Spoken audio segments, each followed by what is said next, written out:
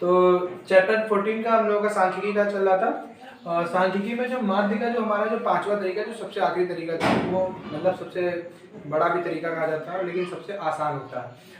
तो इसको हम लोग पद विचलन विधि भी बोलते हैं, स्टेप डेविएशन मेथड। ध्यान में जो चौथा तरीका है उसको डेविएशन मेथड बोलते हैं और इसको पद विचलन विधि खासतौर पर कहा जाता है। इसको लघुत्तर विधि, वेरी शॉर्ट मेथड इंग्लिश में बोलते हैं इसको। ठीक है, तो इसका फॉर्मूला क्या होता है? बिल्कुल पुराने फॉर्मूले की तरह है बट यहाँ पे थोड़ा सा चेंज हुआ है। एक्स बार बराबर ए प्लस में सिग्मा एफ यू अपॉन में सिग्मा एफ और इनटू में एच है। ठीक है, एच क्या होता है? तो एच जो इनके बीच का जो डिफरेंस होता है उसको एच कहा जाता है। जिससे 0 से 10 का डिफरेंस कितना है? 10 का अंतर है, तो हम लोग उसको डिफरेंस यानी कि उनके अंतर को एच बोलते हैं। ठीक है ना। तो यहाँ पर हमें क्वेश्चन में दिया क्या जाएगा? वर्ग अंतराल आपको दिया जाएगा, आपको फ्रीक्वेंसी दी हुई होगी। आप एक कॉलम बनाएंगे x का और एक कॉलम बनाएंगे u का। u बराबर फॉर्मूला होता है x माइनस ए अपॉन में h। अब ये a आप जानते हैं कि कोई जो माध्यमान होगा उसी में बीच वाले नंबर को हम लोग जो मानते हैं माध्यमान, तो उसी को हम लोग बोलेंगे a बोलते हैं। h क्या है? इनके बीच का डिफरेंस, तो वो u है। और फिर बाद में एफ यू निकालेंगे, सिग्मा एफ यू करेंगे, यहाँ पर रखना होगा, सिग्मा एफ वाले को रखा जाता है और फिर ए की वैल्यू एच की वैल्यू रख के हम लोग माध्य की गणना करते हैं। बहुत ही सिंपल तरीका है और इसका बहुत ज़्यादा मतलब कुछ यहाँ पे प्रॉब्लम ज़्यादा आती है, तो हम लोग करना स्टार्ट करते हैं।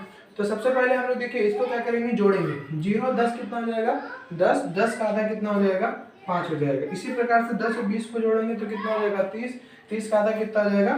15 हो जाएगा। आप जानते हैं कि भाई इनके बीच का गैप कितने का है? 10-10 का गैप है, तो हाँ यहाँ पर भी कितने का गैप आएगा? 10 का। तो बस 15 में 10 जोड़ेंगे 25, 25 में 10 जोड़ेंगे 35, 35 में 10 जोड़ेंगे तो कितना हो जाएगा? 45, 45 में 10 जोड़ेंगे तो हो जाएगा 55, फिर 65 और फिर 75। इस तरीके से आपका माध्यमान यानी कि x आ जाएगा। अब हमें क्या करना होता है, इसमें बीच वाले टर्म को यानी कि हम लोग इसको क्या मान लेंगे? a मान लेंगे। यानी हमने मान लिया कि भाई हमारा जो माध्य है वो हो गया a। तो अब इसको मान के हम लोग u निकालेंगे। देखिए u निकालने का तरीका है, हमने उस दिन बताया था आपको पिछली वीडियो में कि 35 से 5 को घटाना है, मतलब ऐसे 5 माइनस का 35 अपॉन में h कितना है? 10। बीच का गैप कितने का है? सभी के बीच में गैप कितने का? 10 का। तो आप इनमें जब इसको घटाएंगे तो पहले बचेगा माइनस का 30 बटे में कितना आ जाएगा? 10। तो डिवाइड करेंगे तो कितना आएगा? माइनस का 3। ये थोड़ा लॉन्ग मेथड है, इसको थोड़ा टफ बोला जाता है इसको करने का तरीका, लेकिन हम इसको बहुत ही आसान तरीके से आपको बताते हैं, ये करने की जरूरत ही नहीं है। 35 से 35 के सामने वाले को 0 लिख दीजिए, उसके ऊपर वाले में -1, -2, -3 और नीचे वाले में 1, 2, 3 और 4। एक कॉलम शायद ज्यादा हो गया, अरे हाँ यहाँ पर गलती हो गई। ठीक है ना। तो इस तरीके जो सामने है मतलब 35 से 35 के सामने 0 लिखना है, ऊपर वाले में एक एक घटाते मतलब -1, -2, -3 और 0 के नीचे जाएंगे तो 1, 2, 3 इस तरीके से प्लस प्लस में यहाँ पर लेना है। अब हमें क्या करना है कि इनका f का और u का मल्टीप्लाई करना है। 4 का मल्टीप्लाई -12 हो जाएगा, 3 का मल्टीप्लाई 2 से -6 हो जाएगा, 2 का गुणा 1 से कराएंगे -2 हो जाएगा, 5 का गुणा 0 से कराएंगे 0 आ जाएगा, फिर 6 का गुणा 1 से करेंगे तो 6 आ जाएगा और 7 का गुणा 2 से कराएंगे तो 14 हो जाएगा, 3 का गुणा 3 से कराएंगे तो 9 हो जाएगा। ये जो आपकी वैल्यूज हैं ये बहुत छोटी छोटी आएंगी क्योंकि यहाँ पर 1, 2 में नंबर दिए गए। पिछली वीडियो में क्या था कि इसमें जो हम लोगों ने डी निकाला था उसमें 10, 20 में था, तो यहाँ पे वैल्यूज जो थोड़ी थोड़ी बड़ी आ गई थी। तो इस तरीके से करने के बाद में इनको जोड़ लेंगे। अब फिर इनमें ध्यान रखना है कि जो आपका ये है माइनस वाला वो अलग ऐड होगा और प्लस वाला अलग। तो 12, 6, 18, 18 तो कितना हो गया? 20, तो आ गया माइनस का 20। इसी प्रकार से इधर वाले को प्लस करेंगे तो 6 और 14 आ जाएगा 20, 20 और 9 कितना हो जाएगा? 29। तो आप देख रहे हैं कि भाई आपका 29 प्लस का है और 20 माइनस का। माइनस प्लस माइनस होता है, 29 में से 20 जाएगा, आपका कितना बचेगा? तो कहेंगे 9।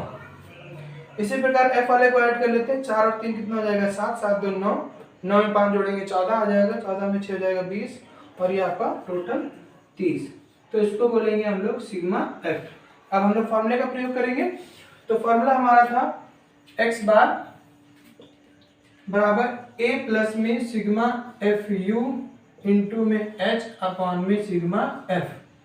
अब a की वैल्यू हमने कितनी मानी थी? तो 35 मानी थी, तो यहाँ पर रख देंगे 35 प्लस में सिग्मा एफ यू हमारा कितना है? 9, तो यहाँ पर रखेंगे 9 और फिर अपॉन में f कितना है हमारा? 30 है, तो हमने 30 रखा और इंटू में कितना रख दिया? h कितना हमारा दिया गया? तो डिफरेंस कितने का है? 10 का।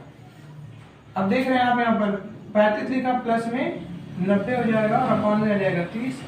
0 से 0 कट जाएगा, 3 से इसको डिवाइड कर देंगे, 3 बचेगा। 35 में 3 जोड़ेंगे तो आपका टोटल आ जाएगा 38। यही आपका माध्य है, यानी कि समांतर माध्य है, औसत है, एवरेज है। इस तरीके से आपका ये आंसर आ जाएगा। दिक्कत कहाँ पर होती है? सबसे ज्यादा यू दिक्कत होती है, यू निकालने में। अलग अलग लोग अलग अलग तरीके से बताते हैं, लेकिन सबसे बेस्ट तरीका यही है कि जो 35 है, 35 के सामने आप 0 लिख दिए और उसके ऊपर -1, -2, -3 और नीचे 1, 2, 3 के फॉर्म में लिख दीजिए। सीधे मल्टीप्लाई करके फॉर्मूला रख के सॉल्व कर लीजिए। तो लघुत्तर विधि का जो मतलब पांचवा तरीका जो माध्य का लघुत्तर विधि था, उस लघुत्तर विधि के हमने 3 क्वेश्चन एग्जाम्पल्स के लिए मतलब आपको अभ्यास के लिए दे दिए हैं कि आप इनका लगाकर इनका प्रयास करें और समझने की कोशिश करें। अगर आपको नहीं समझ में आता है तो कमेंट हमें करें और हम दोबारा आपको इसका सोल्यूशन या इसका दोबारा इस तरीके को दोबारा बता देंगे। और कोशिश करिए कि इसको करने का प्रयास करें पूरा कंप्लीट। एक बार समझ जाएंगे तो कोई भी तरीके का क्वेश्चन आएगा आप कर सकते हैं, और अगर आपको समझ में नहीं आएगा तो फिर पहले आपको सिंपल क्वेश्चन से ही समझना पड़ेगा, तभी आप कर पाएंगे।